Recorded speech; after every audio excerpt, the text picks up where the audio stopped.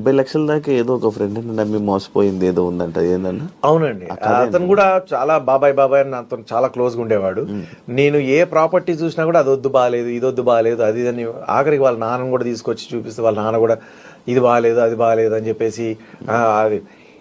ఈరోజు ఆ ప్రాపర్టీస్ నేను ఎంత తక్కువ అమౌంట్లో నాకు అప్పుడు దొరికిందంటే అంత తక్కువ అమౌంట్లో దొరికింది. దాన్ని వద్దని చెప్పేసి వదిలేపించి అన్ని అట్లనే వదిలేపిస్తే ఈరోజు అవి ఒక్కొక్కటి 50 కోట్లు 100 కోట్లు అట్లాంటి ప్రాపర్టీస్ అవి. ఈవెన్ మణికొండలోనే 2 acres 11 lakhs కే ఇస్తామన్నారు. మణికొండలో 2 acres 11 lakhs కి ఇస్తామన్నారు. దాంట్లో ఇప్పుడు విల్లాలు కట్టినారు, పెద్ద పెద్ద అపార్ట్మెంట్స్ కట్టినారు. ఒక పక్కకంతా అపార్ట్మెంట్స్, ఒక పక్కకంతా విల్లాస్. అందులో ఒక 20 విల్లాలు వచ్చినా కూడా నా వంతుకి ఆ 2 acres కి 20 విల్లాలు వచ్చినా కూడా ఒక్కొక్క విల్లా 15 కోట్లు. చూడండి, పోనీ 10 విల్లాలు వచ్చినా 100 కోట్లు. ఎంత హ్యాపీగా ఉండేవాడిని.